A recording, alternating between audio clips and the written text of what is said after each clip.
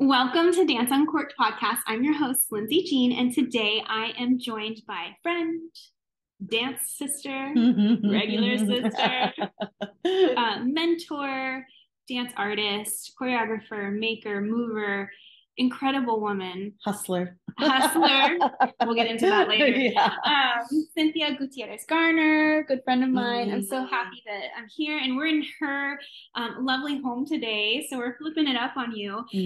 Usually we're in two different places, but we live so close to each other that I was like, let's just hang out. Let's drink a bottle, like a glass of wine together, or a bottle, whatever we end up with. The evening takes us. So speaking of that, before we get into the episode, let's talk about what we are drinking.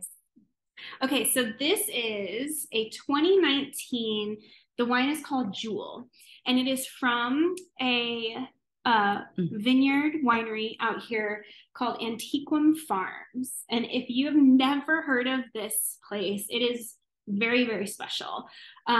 So this particular Juel, the Juel is what they call it. It's a combination of 6 selections of Pinot Noir grown on site, and it makes this one like perfect estate Pinot. So there's 6 different varieties in here that make this up. And Juel is actually the name of the owner's son. So they named and dedicated this wine after their son. We are drinking the 19, which I've saved for a year, maybe 2. So right now, I think price point, they're selling, like on their website and stuff, they're selling it as a 2021 vintage. So we're getting an older vintage, which is exciting. I just want to read you a little bit about this Pinot. It says, our son Juel embodies the wildness of our farm. Since he was a young boy, he has roamed freely and voraciously through our 140 acres of forest, field, and vine. This wine is a testament to his individualism, creativity, and joyous heart, combining each of the 6 selections of Pinot Noir we grow into one complete estate wine. So, love it. Like, what a dedication. That's amazing. It is, right? I want someone to make a wine after me. Maybe if you become a vinter. Yeah. So what is so special about Antiquum Farm, not just like the tasting room itself, and if you visit the website, just the way they write about the way they make wine and just how they view wine in the world. It's very art forward. So it's beautiful to read. Like, I highly recommend just visiting their website and perusing through that. But they do something called grazing-based viticulture, which means, and this is coming straight from their website, we see our farm as a complex community where the vines are part of a whole, not the whole. So there are no fertilizers, compost, or foliar feeds. They have animals on site that help with the viticulture of making their wine. Like goats with blackberries. Yeah, exactly. So we take care of it. If you go visit the farm / their tasting room, you will see sheep, pigs, the cutest pigs you've ever seen. You can pet them? And you can pet them. Oh. They have like a petting moment. They have poultry and fowl, so you'll see like chickens and then geese, and they have quails, I think, too. And they have guardian dogs, the big what are they called? The Marama livestock guardian dogs, so the big white ones. They're massive. And they're so sweet. And then they have goats, and they actually call the goats firefighters because they kind of eat back and keep that brush back in a very like brushy place where, you know, Oregon summers are really tough on that. And then they actually have humans as a list of their cast of characters as part of it. So that just goes to speak on how like they see all of this as not one element is not the whole. This all has to work together in order to make something great. So I think that's really, really great. And just a little bit more about the grazing-based viticulture. So how it kind of works, and you can read more about this on their website, or you can visit and do a private tasting, and they'll tell you about it. But the vineyard animals actually rotate in a choreographed dance called rotational intensive grazing. They actually wrote that on their website. And I gotta take note. That's a new piece. Hello, like, of course you're going to be in this podcast. So what better way to combine the two? But that's what they do. They like choreograph the animals every certain amount of time And I know that they do this on regular farms too, like they're growing other type of products or whatever, but like they rotate to keep that fertilizer fertile. And, keep the fields. So there's like, they don't mow the lawn there, like the pigs and the geese, like, and the sheep, like they all eat and keep that trim. And then like everything that goes through their body comes into the soil and back up. So it's very like cool. Legitimately circle of life over there. You can read more about this process on their website, or you can visit their farm / tasting room. So they actually, they're not open to the public regularly. Like you can't just really drop in. They have private tasting experiences, which I highly recommend at a pretty decent price. So book that ahead of time. They also have a cottage there that you can stay at, and it's super cute. Let's look at our calendars now. And they have events that you can attend there. I recommend joining their mailing list because that's kind of how you find out all about this stuff. Are they on the socials? They're on the socials. You can follow, and they post their animals all the time. They're so cute. And you can join. They have what I guess you could call a club membership. They call it a farm family membership. And you can sign up for different kinds, just like a club membership. Nice. And they actually, it's a farm, like it's an actual farm. So they sell other products too, not just the wine. You can actually buy pasture raised chickens there and turkeys. You can get raw honey there. I've gotten quail eggs there. They also sell goose, and they sell lamb as well. Amazing. You can buy whole lambs. So full on farm. Okay. But cheers to Antiquum Farms and their beautiful way of combining farm and to art, like the art of farming. I feel like this is a segue into well done, Lindsay. Thank you. So good. Oh, it's opening up too. Yeah, no, it's definitely, I feel like it's got that individualism that it described it like their son. It's playful.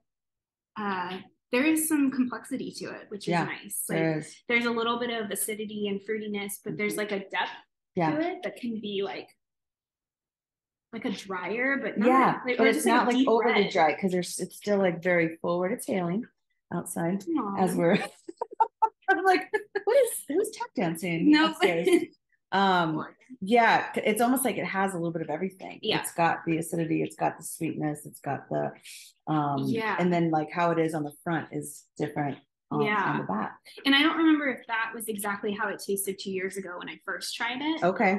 So it's been, like I said, it's been sitting in this bottle for 2 years, just on my shelf, and I'm glad we brought it out. This is good. Delicious. Thank you. Oh yeah, anytime.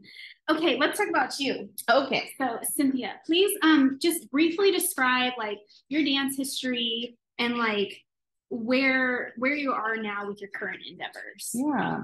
So I grew up in South Central Phoenix, the barrio of Golden Gate barrio. My family, obviously there's a lot of music and dance in my culture, my Mexican American culture. And so my first experiences of dancing were in ballet folklorico. And so I really understood dance as a community experience, a multi-generational experience, and that boys and girls, men and women did it. There's also sometimes that live music component with the mariachi music that accompanies folklorico. So this was just like how I entered into movement, and it was super fun. And then of course I continued on to studio training, and by the time it was time to go to college, and I was first generation to go to college, so I was very ambitious about doing that. I didn't know exactly what I wanted to do, because who does when they're 17, 18? Yeah. But I knew that I wasn't quite done dancing, and I knew that there was so much more that I wanted to learn about it. So that's when I decided to be a dance major. I started my BFA at Arizona State University because I wasn't ready to leave the nest quite yet. So I did, my first couple years there, and then realized like, okay, now I'm ready. And I transferred to University of Minnesota in Minneapolis. And that was a real game changer for me in terms of developing as a choreographer. And I feel like nothing was ever laid out for me. Of course, with any of the arts, the roads are windy, and it's just, you can do all the things, but it's not like other fields where if you do A, B, and C, then that equals D. and I think my naivety was almost a gift because I just kept doing what brought me joy, and opportunities kept coming. And so there was sort of this, I don't know, like I'm imagining in my head, like, I don't know if it's like a video game or some movie that I've seen, but it's like, or almost like the Yellow Brick Road, you know how you're walking on it and then it just kind of like the road is laid out, like in front of you, and you follow that. It seems like, it sounds like a very like magical way of living life and sort of like fly by the seat of your pants. But I think it was also very strategic in the way that I was making my choices and applying myself in these areas. And so it's not all up to fate, I think that, I was very specific in where I was putting my energy. So after college, I always thought during college, like I wanted to perform, as most dancers do. Part of the reason we love this is we love being on stage and sharing this with people and just the experience of moving. But right out of college, the opportunities to choreograph just kept coming. And I kind of saw early on that, like, oh, okay, this is actually what's gonna be the bulk of my career. And I was very nervous and very insecure, as a young artist should be. But I just kept I just kept telling myself, just do what you know, just focus on the work. The work is the work. You don't have to get wrapped up in anything else, because in Minneapolis, they call it the Minneapolis for a reason. It's very, it's a real rich and active community. There's an infrastructure for a lot of artists to make work at different levels. So you can be an emerging artist, you can be a mid-career, you can be an established artist. There's different venues for performing that fit within those places in your career. So if you're not a 501c3 yet, getting a lot of major funding, you can still self-produce.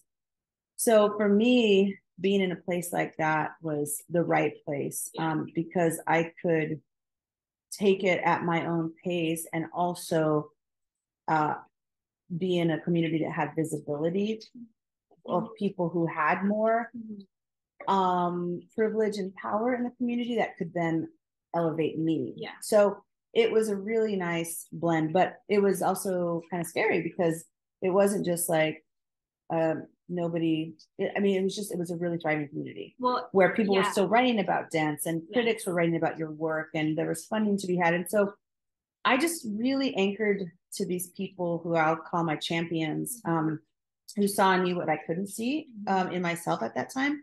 And I just trusted them.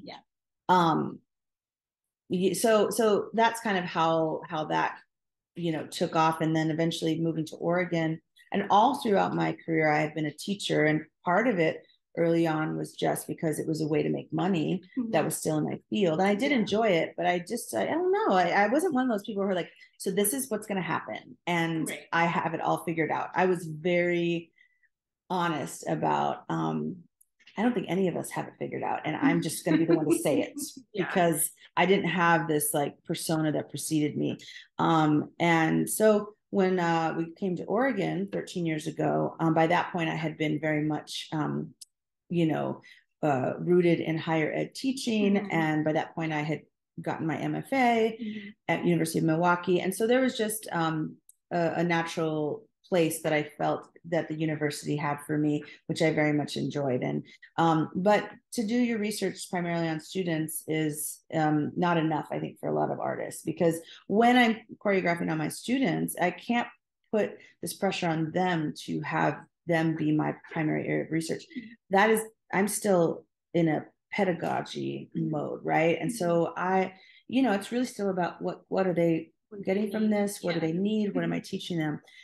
So 5 years ago, decided to, when I realized I was doing so many projects outside of Oregon, professional projects, and I just thought, Eugene has had a rich modern dance history. It's not necessarily the case right now. And I can see why, because I understand that it's never about the talent that's present in a place. There's always plenty of that, but it's the infrastructure, it's the funding, it's the theaters that you can self-produce at. It's all of these ways that allow people to stay in a community and keep making work. And Eugene has a lot of work to do in that area. But I thought, I can't say much like if I have a gripe about lack of diversity in certain circles, if I then am offered an opportunity to sit at those tables and I don't take it, then I'm not going to solve the whole problem, but I can at least be part of the solution. Yeah. And it's the same thing. I just realized I was giving so much to these other places that were bringing me out and as guest artists. And I thought, Eugene needs to grow, I think, in many ways. I think we have a strong urban dance, or whatever term we're using right now, community. We have a strong ballet community and the modern dance community, which is so funny because when you think of Eugene and, the hippie culture and the counterculture and the drum circles, you would think that's just like the first type of dance that would be represented. So I just felt like, okay, I want to do something that's more about just taking roots in my home. And I was just always around and working with in different situations these great artists, and I thought, there needs to be a place for us to do this more regularly, and so I just said, I'm gonna form a company. And I think I'm so cynical about where the arts are in America and in the world. It felt like testing fate. I don't know. It's almost like I knew better. I know better than to say I'm going to do this. And also I know enough that I can do this. So when I decided to form the company 5 years ago, I was like, okay, this can be a place to house my repertoire that I have a lot of, but it can also be a place to invest in the community in Eugene. And more specifically, just the people who I was already working with. So it's a very project-based experience. We only just created a website after 20 plus years of choreographing and 5 years of being an organization. It's a big feat. It's a big step. We're working on merch. Yeah. And I think it's I say that because I think it's important to remember that you can be working really in a dedicated way for a long time on the work, and those other parts are not always like right on your radar. And I kind of it used to be sort of this like point of like embarrassment, but I sort of celebrate that now. I'm like, I've been working on the work, haven't had time to make the website. So now the website is up, and now people can, they've always been able to find me, but now they can really find me. Maybe that would be a new level. So yeah, I mean, that's, I think that I would describe myself as an artist, a maker, and an educator who's first and foremost really interested in inclusion and diversity and representation of different voices. I've also been very motivated by the idea that there's just not enough Latinx artists. I think the visibility, they're out there, but we're not getting the same kind of attention.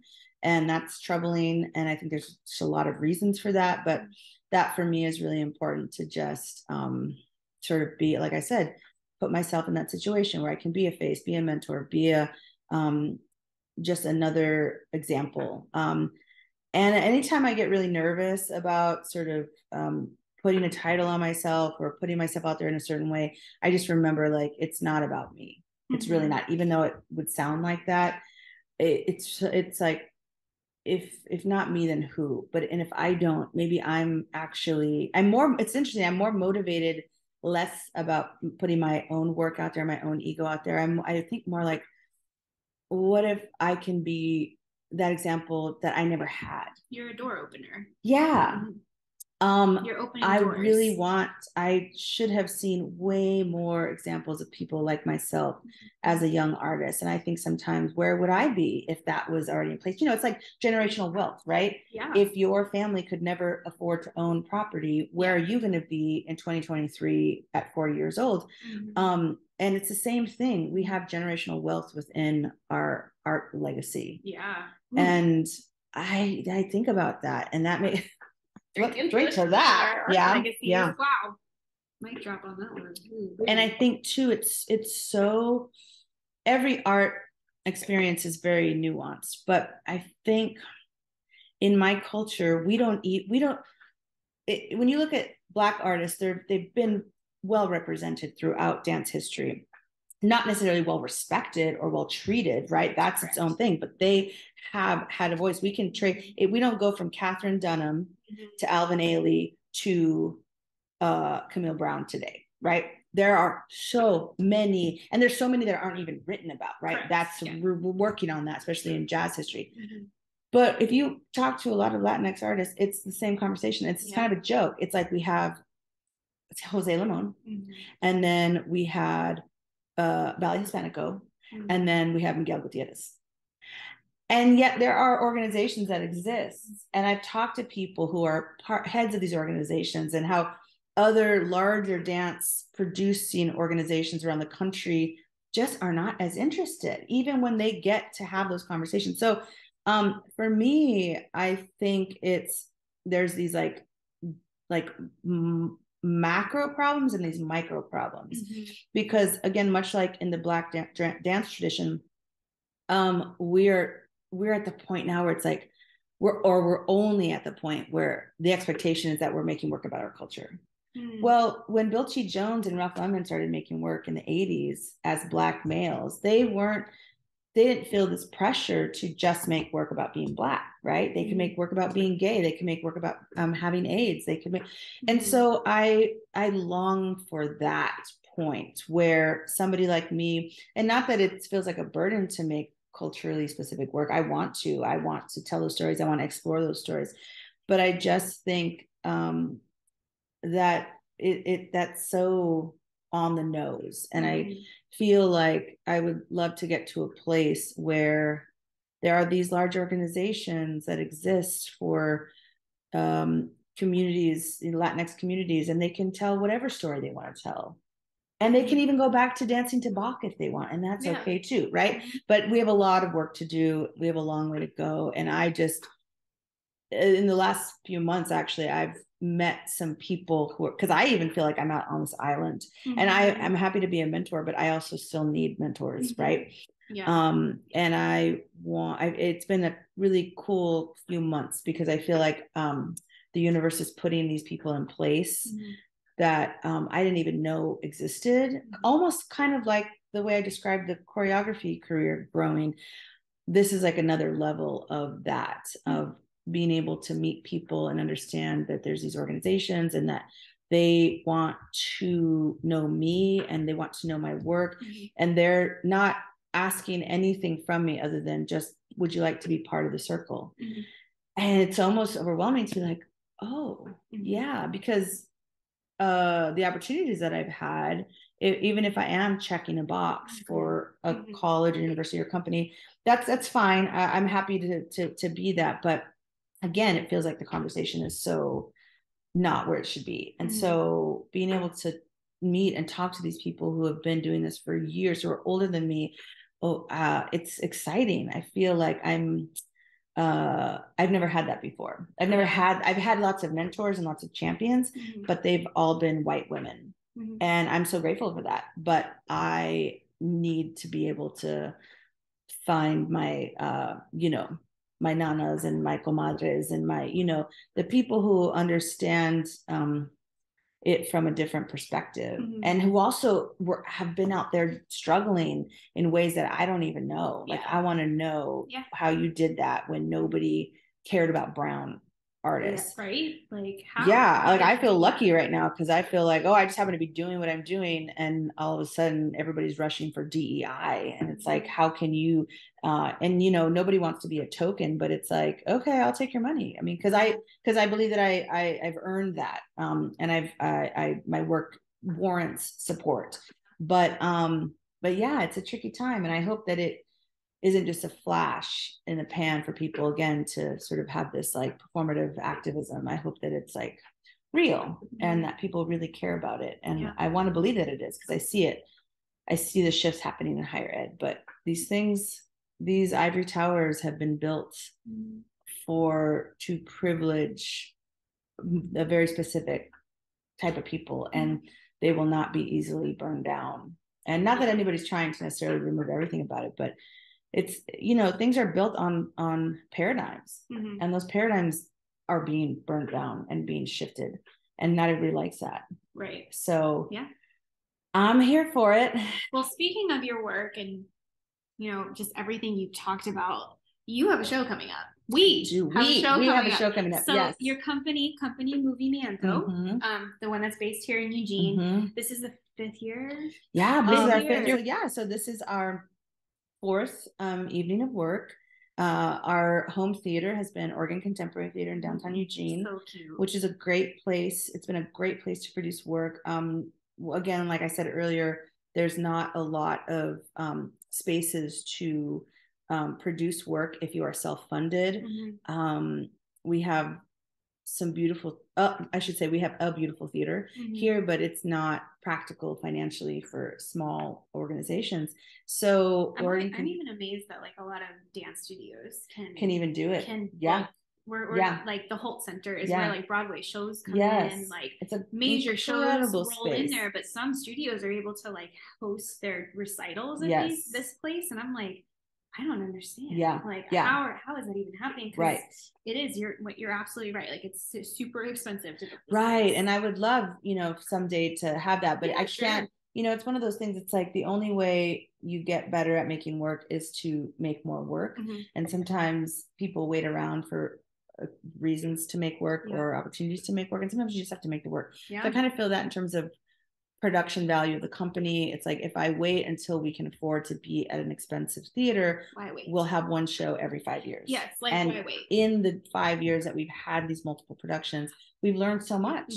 And so the first few shows for the company were primarily filled with my work. And then last year and this year, I decided that I wanted to change that model, at least for a time, and open that up to supporting the work of the people that were in the company. Because again, one of my primary focuses is that mentorship and that support of those around me.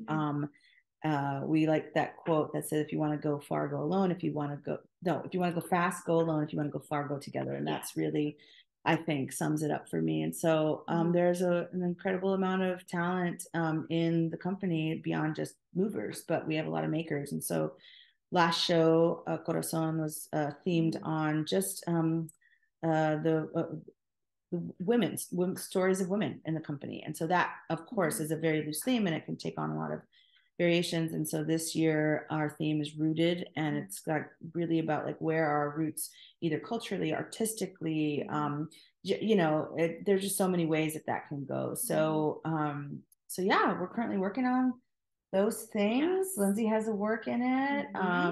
Sarah and Shannon and Mariah and Kira, right? Or Jana. Jana. Kira's in my piece. Yeah. She's killing it. So it's just, it's a wonderful opportunity that I have to open up and give people hey, do you have something, or do you want to work on something? Because I know that as a young choreographer, being in a place like Minneapolis, where there was constantly a series that you could submit work to, even outside of the professional experiences that I was getting being commissioned at a young age, I just know that like that is, even if people don't want to be like a choreographer full time, it's just, you need an opportunity. Sometimes you need people to give you the opportunity, which is what happened to me all the time. So I want to be able to do that for whoever wants to in that moment. You've definitely done it for me. Like, I don't really know of many opportunities where I could create work right now, just to create. I mean, there are a few, but like, I don't necessarily want to participate in it, just because it's more like when I choreograph, and you'll attest to this, like I have very specific visions about that choreography.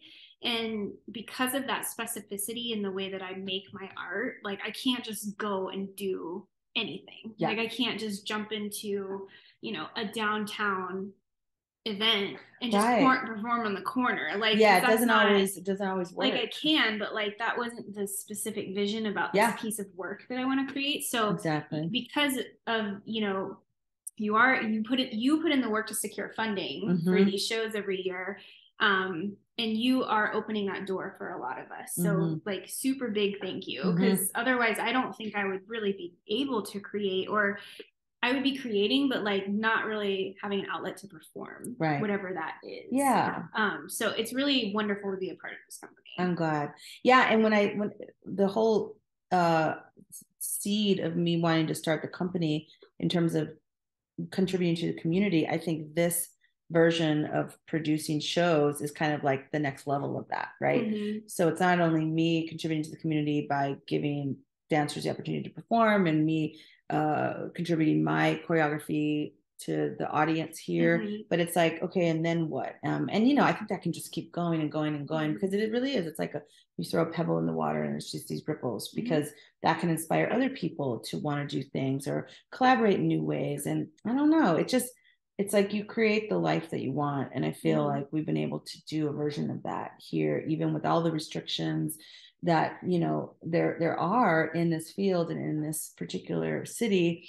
I feel like we've been able to access a lot of joy and a lot of just, you know, really positive experience in our dancing and our making. Yeah, it is something special. And like, we have a core group that have kind of been inaugural members, and we've all like, we're all still a part of this 5 years later, and I don't see an end to it. Like, I know cool that's an interesting thing too, right? This, no, you're right. Like, there can't be, because the proof is in the pudding, right? Because there's always a call and invitation, and people don't. So if I put that call out and only 2 of you like continue to come, that could be, I mean, some people wouldn't take that as a sign, but I would be like, okay, this is interesting. That's what is happening or not happening? She puts out the bat signal, and unless like one of us is literally giving birth on that night of the show, like just doing it. And then I probably change the show date if that was happening. But like, we can move it around. I'm like, fine. Give me 2 weeks after, and I can do it. Like that is literally how it kind of works, and that's this core group. And it's not just like the women in the company. Like, you have a core group of alumni from Western that you have taught.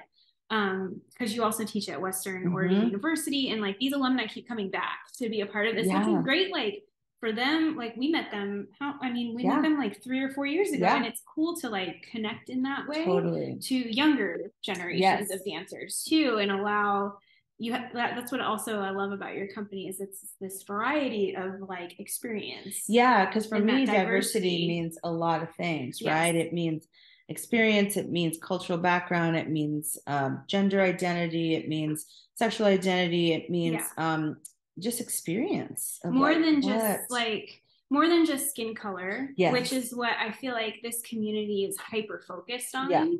And I'm not saying that that's not a part of diversity. I'm just saying it's hyper focused here, and we're missing out on these other things that are also like crucially important to that word diversity. Because there's an intersectionality when you talk about diversity of experiences. And so if you're a young Black, queer, disabled person, there's that's a completely different experience. So we're all learning, we're all, you know, growing more fluent in these areas of knowledge. And I feel like all the time my students help me to learn more about those things. But it's an exciting time. It's a challenging time if you're lazy about about adapting to people, for example, their pronouns, or you know, but so for people get, you know, when they start to get kind of fussy about that, it's like, well, I'm sorry that life is changing now for you, it's a little bit different, but it's just it is how the world's changing, and I'm so for it, and I just want to keep working on my end as an ally to do my best and keep improving, you know, in those areas. So diversity means a lot of things. We have to keep moving forward. Like, it's really easy and it's comfortable to remain stagnant and kind of still, which I think it's essential to take moment of pause. However, the way that life in general goes is like, you have to keep moving forward, because that is what this is. Like, this timeline of lifespan that we have, it's a constant forward movement. So the work that you produce, like we're working on a piece right now. This is the first time you set new work on us. Which I hadn't realized until it was like, oh wait. We've done repertoire. So we've performed pieces from your library. So this is a really fun experience this year, because I'm getting to see like the brand spanking new piece choreographer Cynthia. And like, what is that process like? Because it's totally different. It's totally different. Yeah.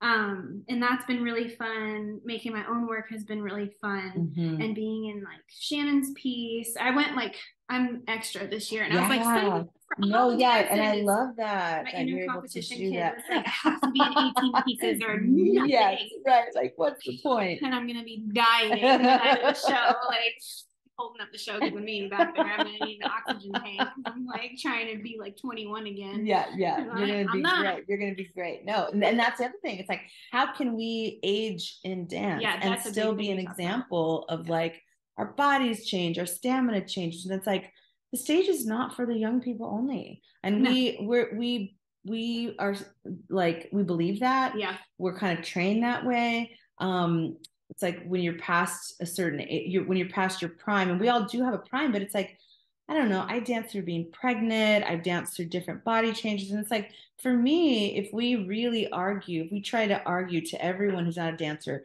that dance is not just entertainment, that it's about the body, mind, and the spirit coming together in these ways. People are so good at that TED Talk, except when it's time for us to actually do it. And it's like, okay, well, my body is different than when I was 20, but my spirit is also different. And my mind is also different. And actually, some of those things you feel like Benjamin Button, because like one thing is improving and one thing is declining. Right.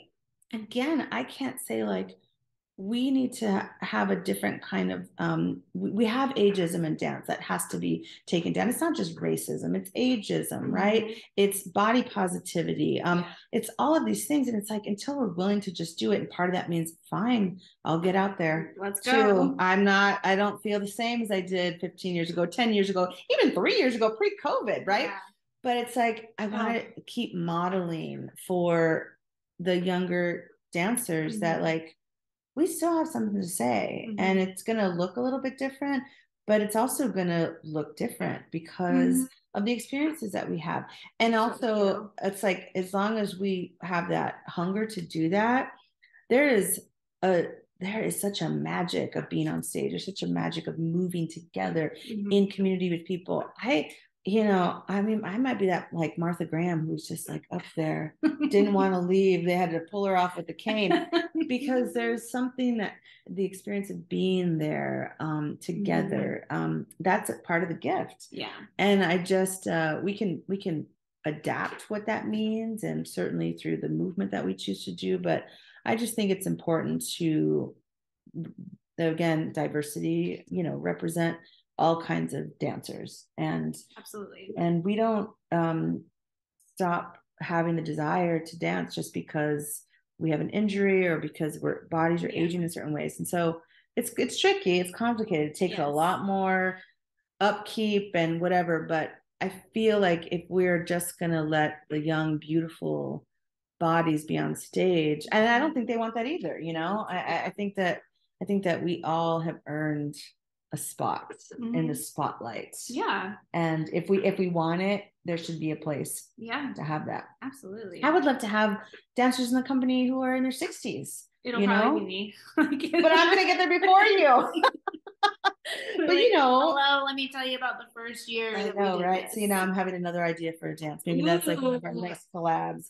Like bringing in some of the other performers in Eugene who have been part of that early history. Oh my God. Ooh, write that down. Beautiful dancers in this community that are what people would consider of the older category. Yeah. Like incredible dancers actually that I love watching. Totally. Dance. So we just, again, it's about opportunity, it's about access, it's about invitation. So that's what well, that show is April 28th and 29th. It's going to be at Oregon Contemporary Theater here in Eugene, Oregon. Shows are usually around 7:30. 7:30, yeah. There'll be tickets on sale, and you can go on Oregon Contemporary Theater's website to buy them. Will you have a link on your website that will transfer you over? There. Okay, so you can either visit Cynthia's website or you can visit Oregon Contemporary Theater's website. Either way will get you to the tickets. Yes. And I will log that in show notes for everyone to kind of check out. But I'm gonna take a right turn here to kind of like feed into the theme of this entire season. while you do all these wonderful things and Mhm. you are, you know, this incredible artist, you have these things going on, you're an educator, you also are a hustler, as you said earlier. Yep. And you have jobs outside of dance, that kind of help you find stability financially, and just like as a regular human being, we all have bills to pay. This is how you've always kind of operated. I think your story is very similar to a lot of professional working dancers' story. Like, we have to seek this other thing in order to find stability financially and to like be okay. So sticking with the theme, what is one dance, I call them dance superpowers, that you've gained, or that you take with you, that has really served you in this one particular career or other careers that you have outside of dance? Like, what is that dance superpower that keeps showing up in the middle of something random that you're doing as a career, that like it helps you, it serves you in ways that you least expected? You're like, oh, I'm good at that because of dance. Thank you. Yeah. Well, I think that I mean, I feel like one of the things I'm really good at in dance is building community.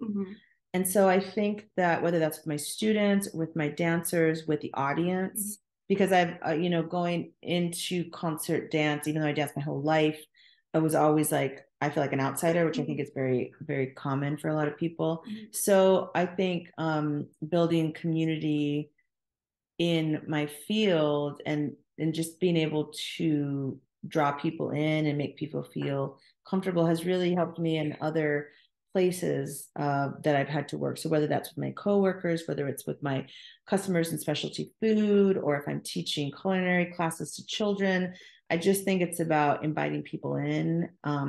You have a question about the differences in the charcuterie, I can answer that, and it's okay for you to ask, and you don't have to feel bad about that. Or even just being able to give children the ability to cook. This was pre-COVID, but there were just so many wonderful experiences to be able to do that, because I think when you're passionate about something, sharing that is easy. So, you know, I have a passion for culinary arts, I have a passion for dance, and so but I think also this ability to improvise and think on your feet. I'm not an improviser by trade in terms of, because there are people that do that primarily. So I want to like honor that practice. It's included in, you know, my process, but in a very different way. But I feel like maybe that ability to like pause and observe and then think quickly and problem solve, which we do all the time in the studio. I do we did a lot last classroom. And I think not being okay with wrestling with something for a moment, and at the same time appearing that you totally have it together. The aesthetic of the cool. It's so true. That's jazz. So even though we're freaking out totally inside, like, you wouldn't know it. You wouldn't know it. In our minds, we're like lighting the room on fire. Exactly. That's what I'm saying. Exactly. In my job, like I'm going there, but you're seeing this, and it's gonna be fine.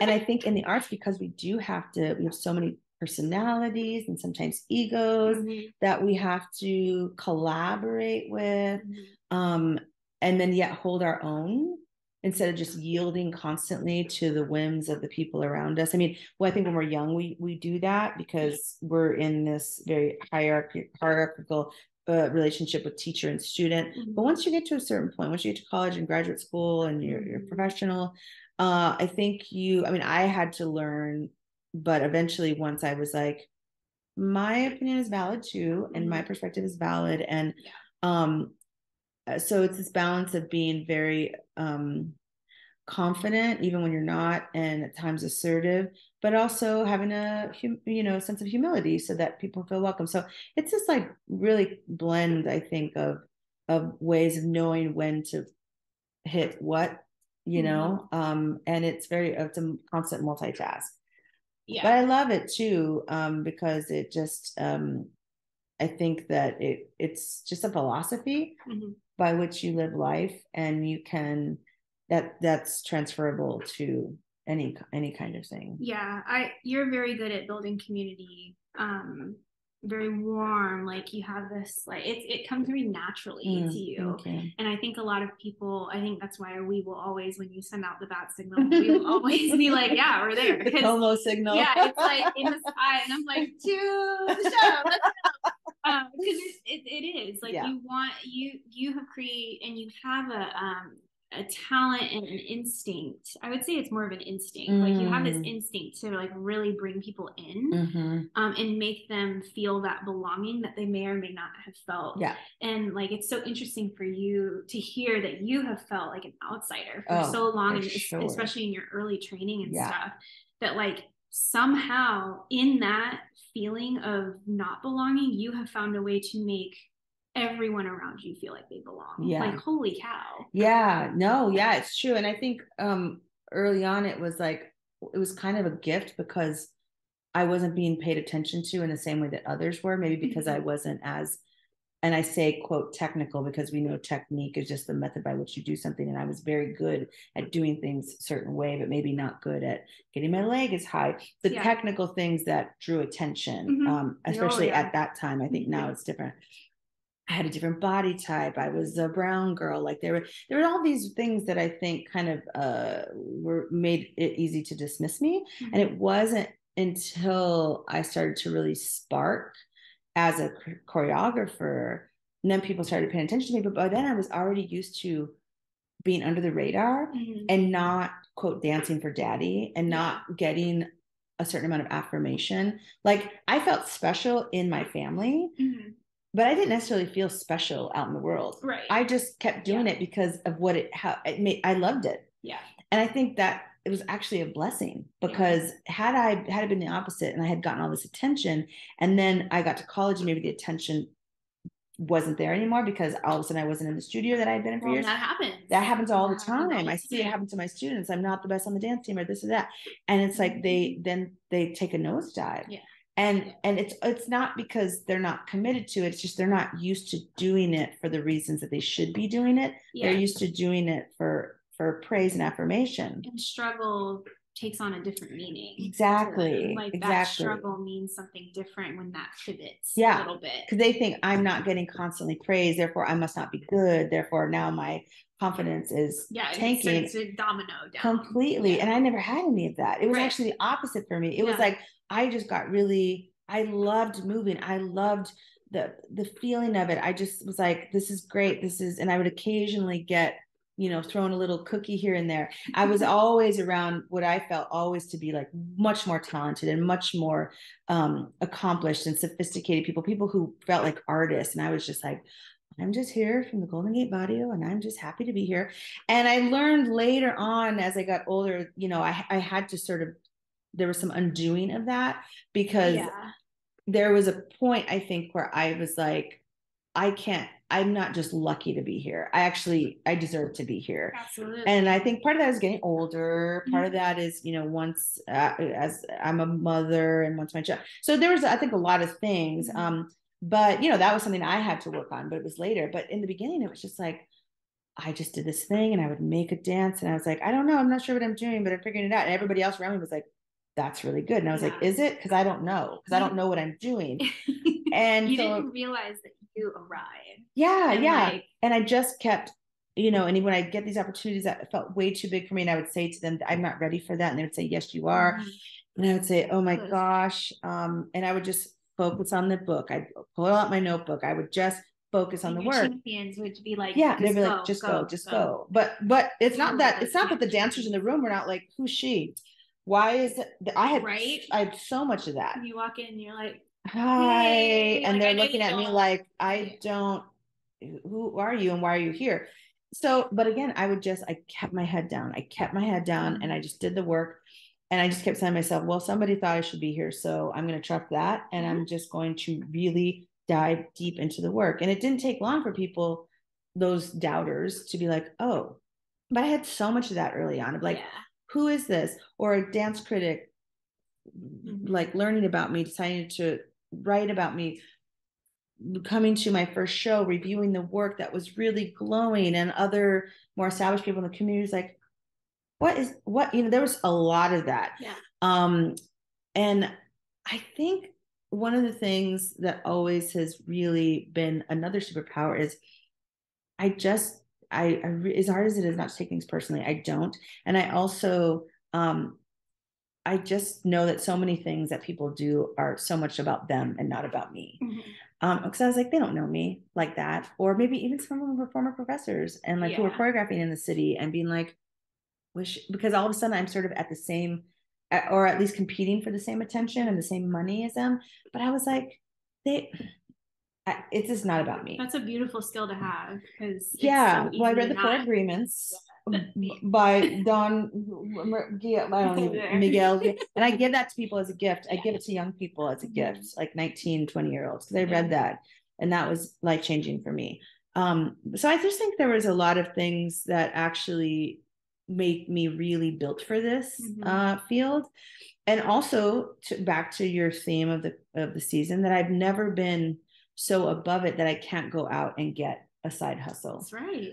I'm never, I joke all the time. I'll be like flying home from a guest artist thing and I've been celebrated and everyone's like doting on me. And then I'm like, well, I got to get back in time because I have a shift the next day. So that's important to me too, you know? Yeah. And you have to work on Christmas because it's retail. Exactly. And I honor that community as well, because, you know, I find it is a privilege for me to be able to do what I love. Yeah. And if that means I maybe have to work another job, I can do that. I'm capable of it, first of all. Perspective, like, people, I know it's hard not to have a day off, but you're not going to die. I'm trying to balance self-care a little bit more. But I'm like, can we hang out ever? Yeah, I just think this goes back, you know, my grandmother, she like did I'm the same way as you things that were like, she told me her stories early on growing up. So I think for me, the bar was always set very high of what you can really do. You can do more than you think you can. We can do hard things. Yes. Thank you, Glennon. And we just and I mean, I'm pulling from Shannon's piece right now. Like, the theme is this like weathering through. Yes. And like, like women in particular can weather through the most intense storms. Yeah. Like, honestly, it's pretty amazing. Yeah. And you know, I'm not a mother, but even just in the experiences that I've had as a woman, I'm just like, I look back. I guess that's the honor and joy of aging. Like, as hard as it is, you actually get the chance to look back. For sure. It's true. And so many people and that's why we should celebrate aging. Yeah. Because it's like, if I died when I was 25, like I would have youth and forever, but it's like, I don't want that. I want to lie at 90 something. I always joke that, like, if your life flashes before your eyes when you die, and if that's true, I hope that my dances flash before my eyes. I hope my dancers, all the people, not my dancers, the dancers that I've worked with, like, that to me, in addition to the memories of my family, like, I think that would be a great gift. So I feel I don't do it begrudgingly, because I know that I have financial responsibilities. I know that I just want to be able to feel really secure, you know, even with a very modest lifestyle. So I'm okay with that. Yeah. Because the world doesn't owe me anything. Even as people sing my praises, none of that matters. None of that matters. What matters is that I am a good human in the world, and that I can continue to contribute. And part of that might mean that I have to go work an extra job, and I'm not better than that, right? I just really believe that. And I think watching somebody like my grandmother early on, who was a domestic worker her whole life, who got a third grade education, just like, I was like, she did so much more. This is still easy, because guess what? I'm actually pursuing my passion. Yeah, you're doing exactly what you want to do. And that might cost a ransom sometime for me to have to go out and work a little extra, but I'm okay. I won't be able to do it forever, you know, so I'm going to do it while I can. And I'm also, you know, it allows me to interact with a different community of people. I feel like the culinary community in Eugene is just like so incredible. And I feel like I learned so much from being around them. And it just allows me to geek out in my other, like dance for some people is a hobby. Well, cooking for me is a hobby. So I get to go and pretend and like dip my toes in this area. And my son is, you know, a budding chef, and that's so exciting to me. I feel like it's funny. I have this dream that I'm living, and yet I'm also living vicariously through him. Yeah. About like, what was service like tonight? What did you do? You know? So that is just, I just feel lucky all the time, that you know, my life has taken the shape that it has. And I wouldn't have it any other way. I could be in a different community and probably get more funding, and I could be touring, and I could be on the cover of Dance Mag. I mean, you know, I'm sure that I'm capable of all of those things. But I have built a life for myself that I really, really love. And good things seem to keep happening. So I think that that's all you can ask for, right? Absolutely. Yeah. And look at you now. Look at me now. I have a website. Yeah, it's a website. Make sure you visit companymovimiento.org to learn more about Cynthia, her company, and I will also tag Antiquum Farms so that you can read up on this wine if you want to, in Oregon Contemporary Theater, so you can make sure to buy tickets to our dance concert, which is April 28th and 29th at 7:30. So make sure you buy your tickets there.